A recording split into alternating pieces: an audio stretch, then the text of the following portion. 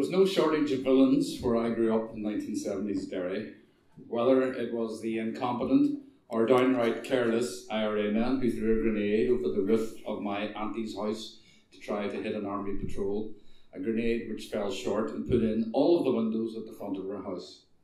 The brave boyos, as she called them. Or the soldiers who came to our house in the early hours, getting everyone out of bed and then searching us all, including my elderly grandmother in her nightdress.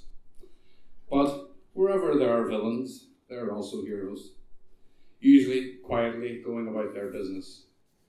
My heroes were Miss McCourt, Miss Doherty, Miss McLaughlin, Mr. Mullen and Mr. Rainey. They were my primary school teachers from Primary 1 to P7 in Holy Child Primary School in Creggan. And this was the period 1970 to 1977. And the school did not look as good as that when I was there, I assure you. But they created something magical in the midst of chaos, and that was no exaggeration. This school was on the front line. It really, really was. Where it was situated was a natural focal point, opposite a row of shops, the same row of shops where the bloody Sunday March had begun.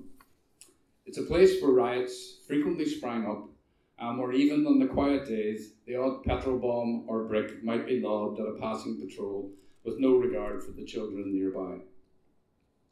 Now, I've told before at 10 by 9 about the day the school was almost hit by the mortar, which smashed into the small community centre next door, which we called the corned beef tin, because it looked like a corned beef tin, just walls, no windows. How the teacher, Miss Doherty, as we would say in Derry, Sheila Doherty, screamed at us to get under our desks, and I didn't want to because it was obvious the explosion had already happened and we were alive, so what was the point? The wisdom of a 7-year-old. Anyway, I was in school, so I knew I was safe. We had floor-to-ceiling windows, which gave us a great view of everything going on outside. And it was always outside the school, never in the school. In the school, we were children learning and playing, just like Peter and Jane in the reading books. For most of us, the violence going on around was just the way of things. We were used to it. In a lot of ways, it was fun, a great adventure. But for some of our classmates, of course, it was more serious. One girl in my class had most of her family wiped out when her father stockpiled petrol bombs in their house, and inevitably they exploded. Now, I loved my primary school, and I still do.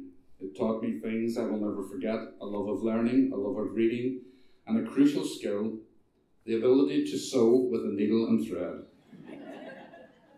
So when the school was attacked by vandals a few years ago, only minor damage, but still, I was enraged. I tweeted out my anger at this attack on the plucky little school. I even sent a check for a very small amount to the principal, saying, spend this whatever way you see fit, even if it's just to buy the teachers a drink at Christmas. She wrote back to thank me, then promptly lost the check, eventually found it when it was out of date, and returned it to me with gratitude, saving me 50 quid. But back to my angry tweet about the vandalism. The tweet had gone out into the universe and I thought little of it. But then I got a message from someone whose name I didn't recognise, Sheila Higgins. Are you the Paul Doran who went to Holy Child Primary School in the 1970s? Well, yes, I am. I was your teacher, Sheila Doherty. OMG.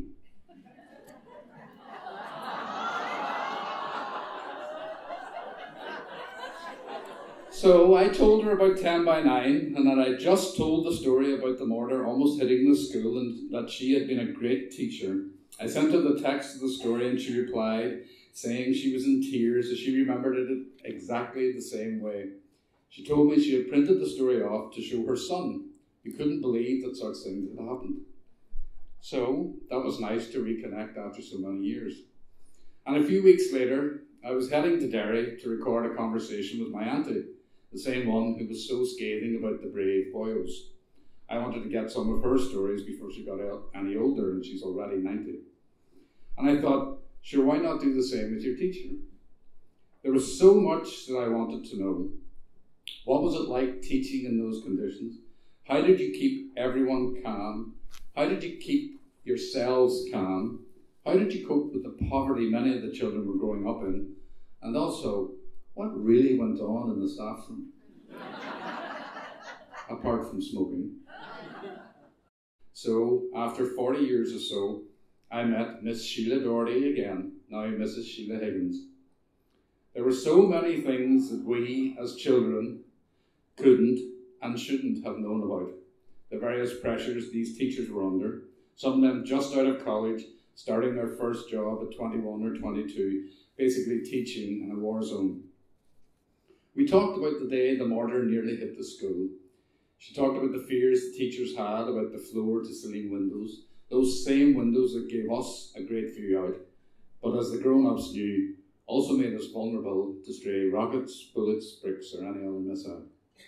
She also told me about another great dread of hers. I remember there was another wee guy, I don't know if he was your year or not, but dark hair, wore glasses, and we were out walking around the playground at playtime, and my concern was that there was a laburnum tree in the garden, and I thought, this is going to be poison, these children, they climb a tree. It was so stupid. And he was going round like lifting shells, going, that's an SLR, that's a such and such gun. And I'm going, how do you know? I just know by the shape, the things that were left behind in the playground. And then you're worried about laburnum trees? I was worried about a laburnum tree. Oh, it was mad. Sheila taught a class of 42 children, some of them from really deprived families. Some were traumatised by their home life and by the Troubles, but the teachers never got any help from outside agencies. No one told them how to deal with the circumstances they were facing every day. They created this bubble of protection deliberately. They knew what they were doing. They refused to close the school, even if pressured to do so by paramilitaries. The school principal, who didn't take the laburnum tree very seriously, just said no.